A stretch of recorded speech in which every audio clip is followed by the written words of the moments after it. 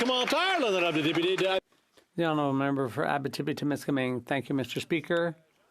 I'd like to get some clarification from my colleague because despite his eloquent speech, and I have to say he was particularly so, I wonder why the Conservatives are opposed to this bill that does not cut offshore oil production at all. So I'm trying to understand the Conservative objection to this bill because I thought their whole reason for being here was to protect the interests of the oil patch and to increase output. And this bill would allow for that. So I don't understand the objection.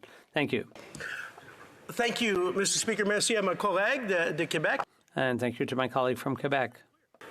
The answer is absolutely clear. And I find it quite actually intriguing that the honourable member from the Bloc Québécois is raising a concern that somehow, because we're standing up and reflecting concerns that stakeholders have raised and provinces have raised in regards to way too much power being granted to a federal minister to come in and stamp out some provincial industries and areas that impact provinces and regions within their jurisdiction, it puts way too much power away from the provinces and puts way too much in the hands of an overreaching, over-encroaching federal government, including in particularly one particular federal minister could have veto power over energy development and resource development. And as our Western friends in Alberta and Saskatchewan know very well, the over-encroachment of federal government into those areas of provincial jurisdiction is stifling, hampering, hurting business, hurting industry.